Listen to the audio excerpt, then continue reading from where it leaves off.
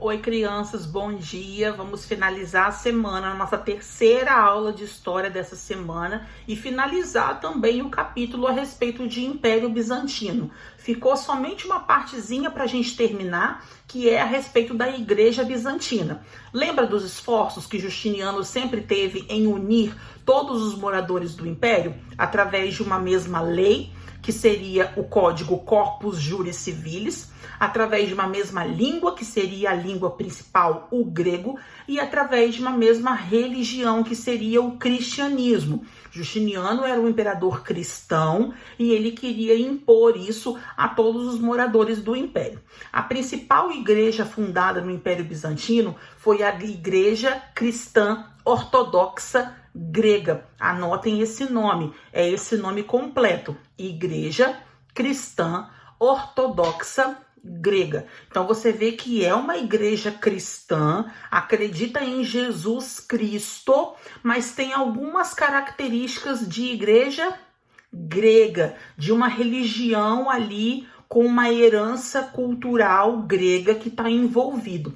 Então você vai perceber que, apesar de ser uma igreja cristã, eles possuem alguns rituais um pouco diferentes daquele que nós estamos acostumados. Seja você cristão, seja você católico ou protestante, né, evangélico, eles possuem algumas práticas muito parecidas com a nossa, porque são cristãos, né, é uma igreja cristã, mas possuem alguns aspectos aí que diferenciam da gente. Então, ao longo do conteúdo, você vai ver o que se parece, o que é mais diferente do que a gente está acostumado a ver no nosso lado de cá, né? Vamos lá.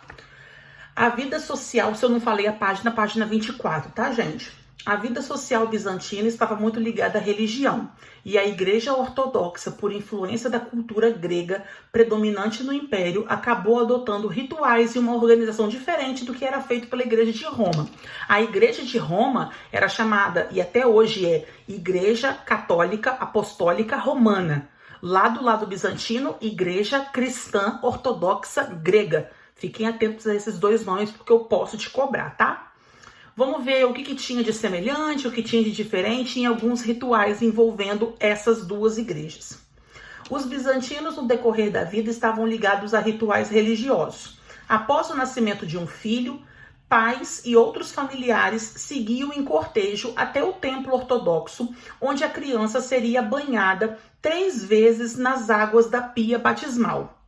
Nesse momento, ela recebia um nome e era então apresentada ao Conselho de Patriarcas. Aqui ele explica pra gente um ritual muito parecido com o nosso batizado, né, que acontece na Igreja Católica Apostólica Romana. Há algumas diferenças, né, que eles seguiam em cortejo, depois a criança era apresentada, essa apresentação ainda acontece, e que ela recebia um nome no exato momento do batismo. Então vai tendo aí, intercalando algumas semelhanças e algumas diferenças. Tem até mostrando aí na ilustração a criança sendo batizada na pia batismal.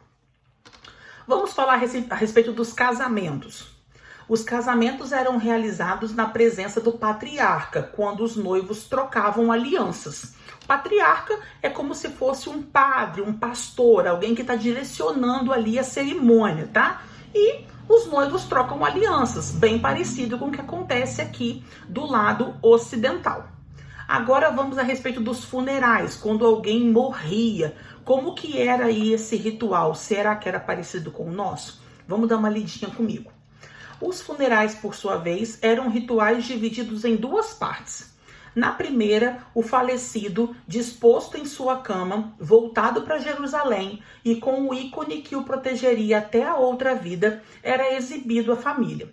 Ao redor da cama passavam os familiares chorando e lamentando a perda do ente querido. Após as despedidas, o corpo era conduzido ao cemitério e sepultado. Bom, parece que ali acontecia um velório. Os familiares, amigos ficavam em torno do caixão, chorando, lamentando, né? Um pouco parecido com o que acontece com os nossos funerais também, aqui do lado ocidental. Mas olha que curioso o que acontece no final. Os homens da família passavam a noite vigiando o túmulo para impedir que maus espíritos impedissem a chegada da alma do falecido até o outro mundo.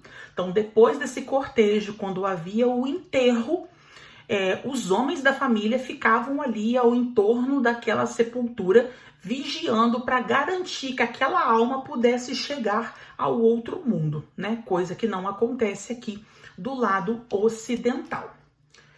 Página 25. No Império Bizantino, outra questão importante para a igreja eram as discussões religiosas e que envolviam distintas interpretações do evangelho.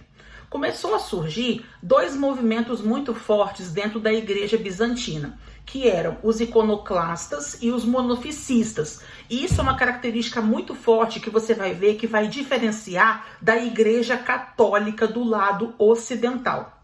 Quem eram os iconoclastas? Eles desejavam proibir o culto a ícones, ou seja, imagens de Cristo, imagens de santos, de anjos, não eram aceitos pelos membros dessa religião.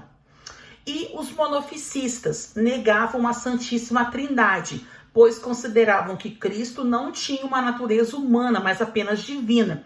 Então, os católicos fazem o sinal da cruz, usam símbolos da cruz. Quando passa em frente a uma igreja, costumam fazer esse ritual. Isso não faz parte da igreja bizantina. Aí você me questiona, mas tia, é então uma igreja protestante, uma igreja crente? Porque eles também negam esse tipo de culto a ícone e também a Santíssima Trindade. Não chega a ser considerado uma igreja protestante, mas eles têm um perfil diferenciado dos católicos ocidentais, tá bom?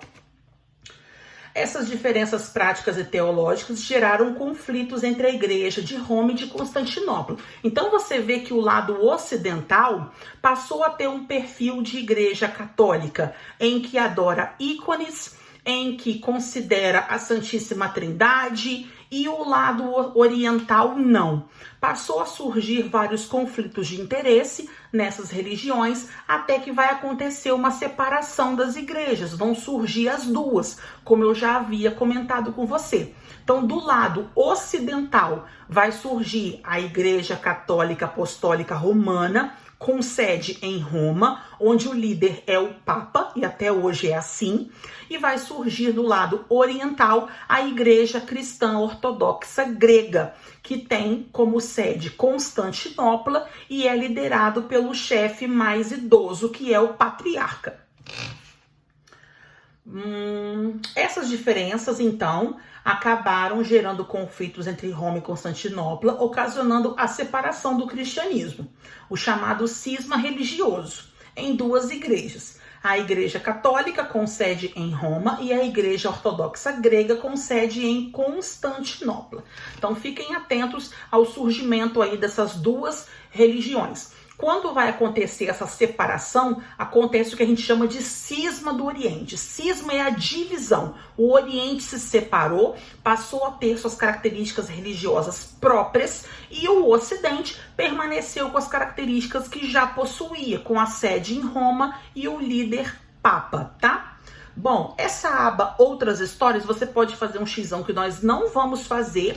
E agora eu vou deixar o exercício da página 26 para a gente poder terminar o capítulo. Foi muito bom estar com vocês. Semana que vem a gente volta. Beijo e até mais.